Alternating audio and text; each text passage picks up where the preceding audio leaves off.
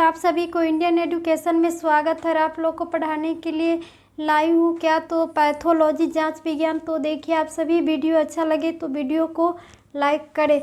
तो आज क्या पढ़ना है, 35 चैप्टर में नैदानिक रोग क्षमता विज्ञान, नैदानिक रोग क्षमता विज्ञान, डायग्नोस्टिक इम्यूनोलॉजी, डायग्नोस्टिक इम्यूनोलॉजी। तो इम्यूनोलॉजी को कौन विज्ञान कहेंगे, तो रोग क्षमता विज्ञान, जिसमें किसका अध्ययन होगा, तो रोग का अध्ययन होगा, उसे क्या कहेंगे, तो रोग क्षमता विज्ञान, इम्यूनोलॉजी कहेंगे। तो ये इम्यूनोलॉजी क्या है कि जिसमें रोगों का ही अध्ययन होगा, तो रोग क्षमता विज्ञान को इम्यूनोलॉजी कहेंगे। तो रोग क्षमता इम्यूनिटी के सभी पहलुओं जैसे, रोग क्षमता के किसके, तो इम्यूनिटी के पहलुओं के जैसे एलर्जी, अतिसंवेदिता, हाइपरसेंसिटिविटी आदि के अध्ययन रोग क्षमता विज्ञान क्या कहलाएगा, तो इम्यूनोलॉजी कहलाता है, जिसमें किसका, एलर्जी और अतिसंवेदिता, ये सभी बीमारियों का अध्ययन होगा, तो उससे क्या कहेंगे, रोग क्षमता विज्ञान, इम्यूनोलॉजी कहेंगे। तो इम्यूनोलॉजी इसके ही अंतर्गत क्या आएगा कि एक पहला नंबर क्या है कि एंटीबॉडी प्रतिक्रियाओं का अध्ययन किया जाएगा।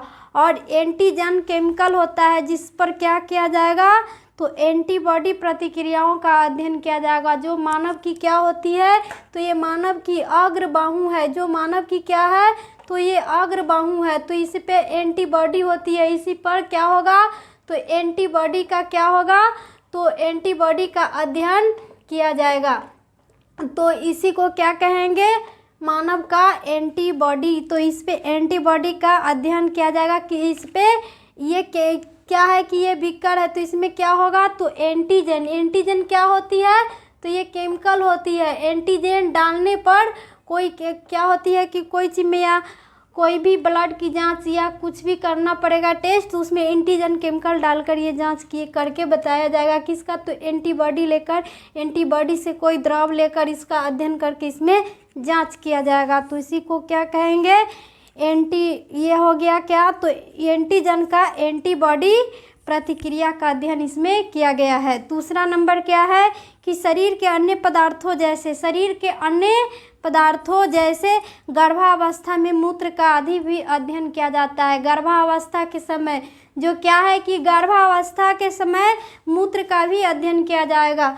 तो ये इसी में किसको, तो इसी को क्या कहेंगे, इम्यूनोलॉजी कहेंगे, जिसमें किसका अध्ययन होगा, तो एंटीबॉडी का अध्ययन होगा, एंटीजन डालकर ये केमिकल डालकर किया जाएगा, और गर्भावस्था के समय मूत्र डालकर ये जांच किया जाएगा। तो इसी को क्या बोलेंगे, ये गर्भावस्था के स्टिकर, इसमें क्या होता है, तो ये क्या है कि मूत्र डालकर ये जांच किया जाएगा। तो इसी को क्या बोलेंगे, इम्यूनोलॉजी। तो ये रोगों का अध्ययन होगा, इससे इम्यूनोलॉजी के अंतर्गत ये सभी आएंगे। तो अब क्या है कि इसका सेरम विज्ञान, इसका सेरम विज्ञान सेरोलॉजी के साथ संबंध है, और इनका विज्ञान किससे संबंधित है, तो सेरम विज्ञान सेरोलॉजी से। सेरोलॉजी मतलब क्या होती है, तो वह टेस्ट ट्यूब, इसमें क्या है कि एक टेस्ट ट्यूब है, इसमें जो ये ऊपर ये ब्लड इसमें रखेंगे वेन से लेकर, तो ये वेन से ब्लड जो रखा गया है इसमें 5 ml, तो ये क्या है कि ऊपर ये नीचे जो जम जाएगा वह क्या हो जाएगा, तो ये सेरम होगा, और ऊपर जो हो जाएगा पानी की तरह वह क्या है, तो वाटरी पोजीशन क्या होगा, वाटरी पोजीशन, इसको क्या बोलेंगे, तो प्लाज्मा बोलेंगे, प्लाज्मा। तो इसी को क्या बोलेंगे, तो सेरम विज्ञान सेरोलॉजी, जिसमें किसका अध्ययन होता है, सेरम का अध्ययन होगा, वह सेरोलॉजी कहलाएगा। तो ये सेरोलॉजी से भी ये क्या है, रोग क्षमता विज्ञान में किससे अध्ययन होगा, तो ये सेरोलॉजी, सेरम में भी रोग का अध्ययन होगा। सेरम में किसका अध्ययन होता है, तो रोगों का पता चलेगा, तो इसे ही रोग क्षमता विज्ञान कहेंगे। इससे क्या कहेंगे, तो रोग क्षमता विज्ञान मानव को कहाँ पर, तो अग्रबाहु से जो 5 ml या 2 ml या लिया जाएगा क्या, तो ब्लड लिया जाएगा, और उसको और जांच करने के लिए क्या किया जाएगा, तो ब्लड को सेरम बना लिया जाएगा, और वाटी पोजीशन ऊपर हटा देंगे और सेरम लेकर इसको जांच करेंगे। तो ये भी क्या है, तो रोग क्षमता विज्ञान है। ये भी क्या होगा, रोग क्षमता विज्ञान की सेरम से भी क्या होती है, तो रोग का पता चलेगा, तो ये सेरम विज्ञान होगा। तो ये इसी को क्या कहेंगे, रोग क्षमता विज्ञान इम्यूनोलॉजी कहेंगे। तो ये क्या है कि इस सीरम विज्ञान के भांति केवल सीरम की तरह सीमित नहीं होगा, और ये सीरम विज्ञान की तरह यह क्या होगा, तो सीमित नहीं होगा। इसके किसके रूप में जांच किया जाता है रोग क्षमता विज्ञान में, तो ये गोल उभार के रूप में जांच किया जाता है। कहाँ पर, तो मानव की अग्रबाहु पर गोल उभार के रूप में गोला करके ये जांच किया जाएगा। इसको एमएक्स जांच कहते हैं, तो इसके द्वारा ये जांच किया जाएगा। तो ये क्या है कि रोग क्षमता नैदानिक रोग क्षमता विज्ञान डायग्नोस्टिक इम्यूनोलॉजी। ये क्या है कि रोग क्षमता विज्ञान डायग्नोस्टिक इम्यूनोलॉजी है। क्या है कि डायग्नोस्टिक इम्यूनोलॉजी क्या होगा, तो डायग्नोस्टिक इम्यूनोलॉजी को जब रोगों के प्रति रोग क्षमता का अध्ययन होगा, जब रोगों के प्रति किसका अध्ययन होगा, जब रोगों के प्रति किसका अध्ययन होगा, जब रोगों के प्रति रोग क्षमता का अध्ययन होगा, जब रोगों के प्रति रोग क्षमता का अध्ययन होगा। किसका, तो रोग क्षमता का अध्ययन होगा, रोग क्षमता का अध्ययन होगा। तो क्या कहेंगे, डायग्नोस्टिक इम्यूनोलॉजी कहेंगे। क्या कहेंगे, तो डायग्नोस्टिक इम्यूनोलॉजी कहेंगे। जब रोगों के प्रति रोग क्षमता का अध्ययन होगा और उससे निदान किया जाएगा, और इससे क्या किया जाएगा, तो निदान किया जाएगा। इसे रोगों के प्रति रोग क्षमता का अध्ययन किया जाएगा, और इसके बाद क्या किया जाएगा, तो इसका अध्ययन किया जाएगा। तो यही क्या होगा, रोग क्षमता विज्ञान। तो ये है, इसके बाद निदान करके इसका रोग का पता लगाया जाएगा। निदान करके क्या होगा, तो रोग का पता लगाया जाएगा। तो इसी को क्या बोलेंगे, तो डायग्नोस्टिक इम्यूनोलॉजी बोलेंगे। रोग का पता लगाया जाएगा।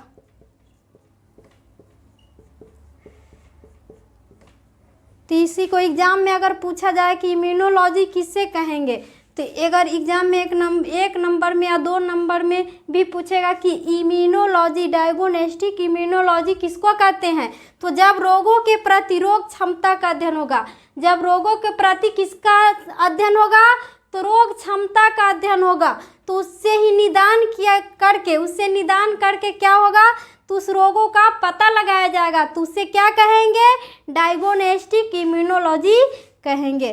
तो अब क्या है कि रोग क्षमता इम्यूनिटी क्या है, अब क्या है कि रोग क्षमता इम्यूनिटी क्या है, तो इसके बारे में अब जानना है कि रोग क्षमता इम्यूनिटी, रोग क्षमता इम्यूनिटी क्या है, रोग क्षमता को ही इम्यूनिटी क्या किसको कहेंगे, इम्यूनिटी क्या है।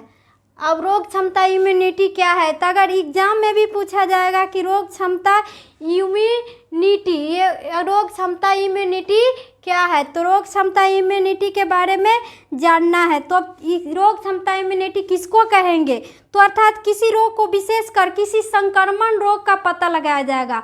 और इसका अब रोग क्षमता किसको कहेंगे, तो ये किसी रोगों को किसका, तो जो संक्रमण से घावों से पीड़ित होगा और संक्रमण बीमारी से ये पीड़ित होगा, उसको क्या कहेंगे, तो ये संक्रमण बीमारी से पीड़ित होगा।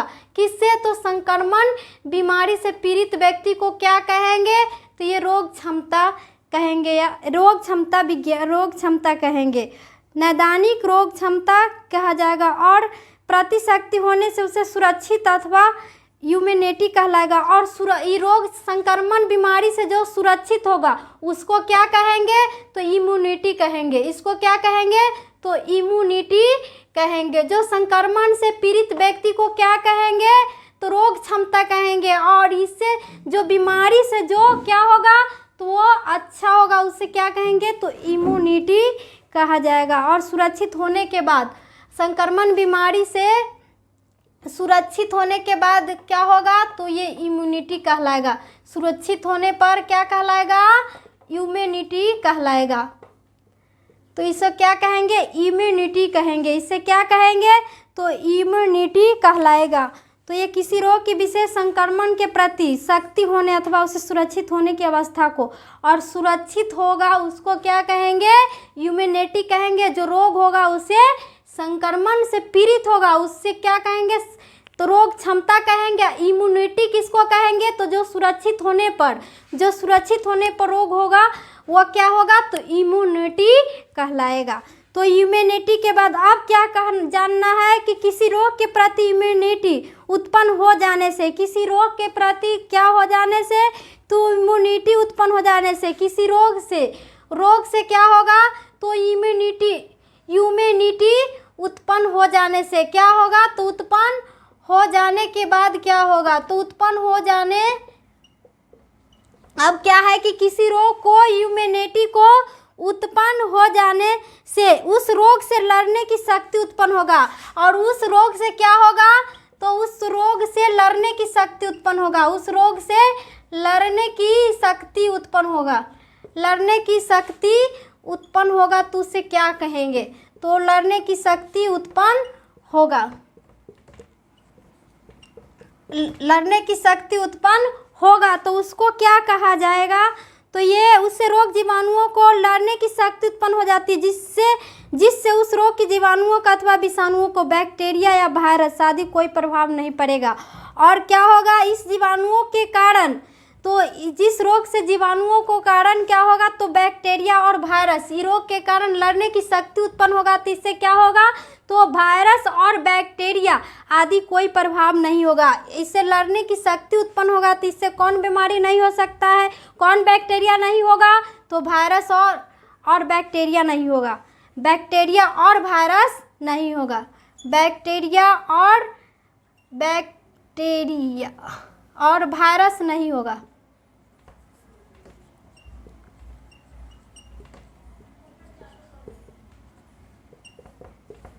और क्या होगा? तो इससे बैक्टीरिया और वायरस नहीं होगा। जब कोई रोग में लड़ने की शक्ति होगा तो उससे कोई रोग में जीवाणुओं को लड़ने की शक्ति होगा। किसके?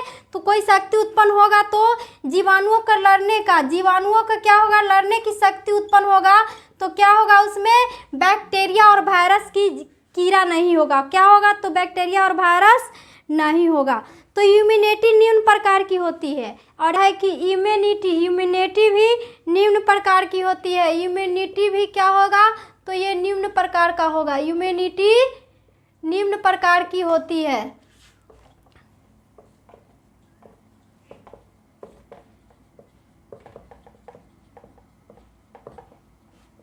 इम्यूनिटी भी क्या होगा? तो ये निम्न प्रकार की होती है। इसका भी एक अध्ययन है। इसका भी एक क्या है? तो अध्ययन होगा। एक क्या है? तो इस इम्यूनिटी का अध्ययन होगा। पहला नंबर क्या है? तो नेचुरल इम्यूनिटी, प्राकृतिक या स्वाभाविक रोग क्षमता। ये क्या है? पहला नंबर तो प्राकृतिक रोग क्षमता। प्राकृतिक क्या है कि प्राकृतिक या स्वाभाविक रोग क्षमता।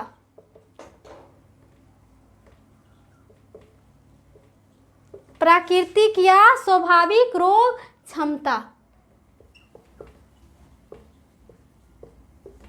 क्या है कि पहला नंबर प्राकृतिक या स्वाभाविक रोग क्षमता, नेचुरल इम्यूनिटी। इसको क्या बोलेंगे? तो नेचुरल इम्यूनिटी कहेंगे। नेचुरल इम्यूनिटी कहेंगे।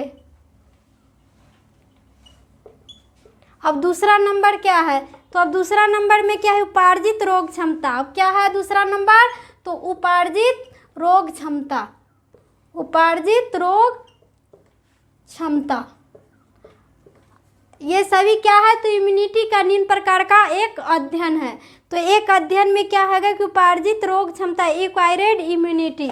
ये क्या है? तो एक्वायर्ड इम्यूनिटी है।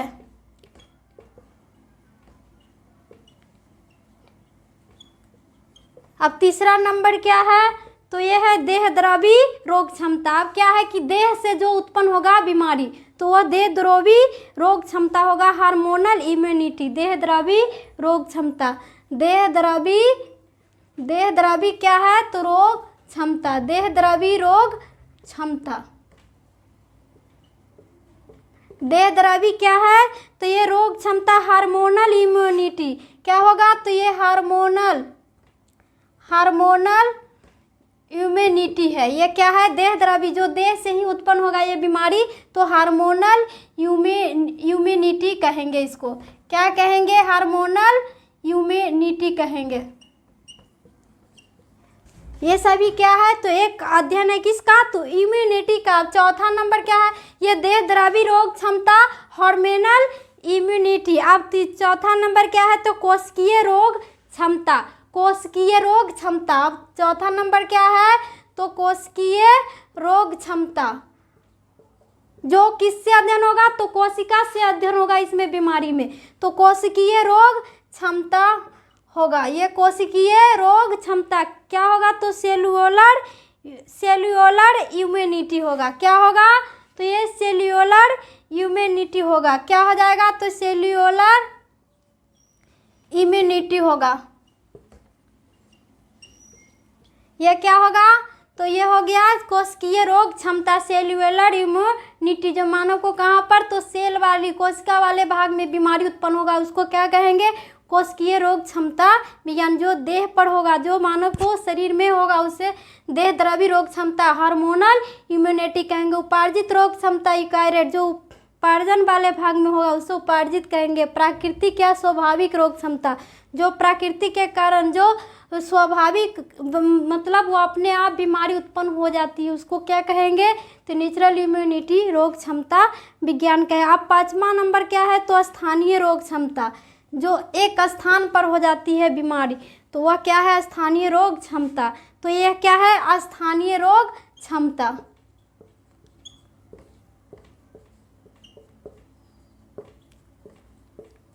जो एक क्या होगा, तो मानव के स्थान पर, एक ही स्थान पर ये रोग बीमारी होगा। तो अब छठा नंबर क्या है, हार्ड इम्यूनिटी, हार्ड इम्यूनिटी। ये हार्ड वाले जो बीमारी मानव को कहाँ पर, तो ये शरीर में उत्पन्न कर देगा कहीं पर, तो इसको क्या कहेंगे, हार्ड इम्यूनिटी। छठा नंबर क्या है, तो hard immunity, hard immunity, hard रोग क्षमता। क्या कहेंगे, रोग क्षमता, हार्ड इम्यूनिटी होगा। ये क्या होगा, तो हार्ड इम्यूनिटी होगा। छठा नंबर हार्ड इम्यूनिटी। अब क्या है कि पहला नंबर प्राकृतिक या स्वाभाविक रोग क्षमता। अब क्या है कि पहला नंबर, तो ये प्राकृतिक स्वाभाविक रोग क्षमता कहाँ पर होगा, ये कैसे होगा बीमारी, इसके बारे में अब जानना हो है। तो प्राकृतिक या स्वाभाविक रोग क्षमता,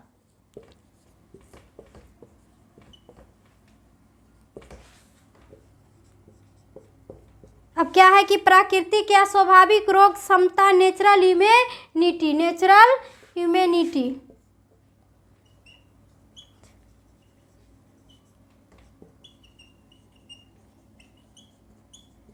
प्राकृतिक या स्वाभाविक रोग क्षमता नेचुरल इम्यूनिटी, इसको नेचुरल इम्यूनिटी भी कहते हैं। इसको क्या कहेंगे, प्राकृतिक या स्वाभाविक रोग क्षमता को क्या कहेंगे, तो इसको नेचुरल, इसे क्या कहेंगे, तो नेचुरल इम्यूनिटी कहेंगे। इसे क्या कहेंगे, प्राकृतिक या स्वाभाविक रोग क्षमता को क्या कहेंगे, नेचुरल इम्यूनिटी। तो इसे क्या कहेंगे, नेचुरल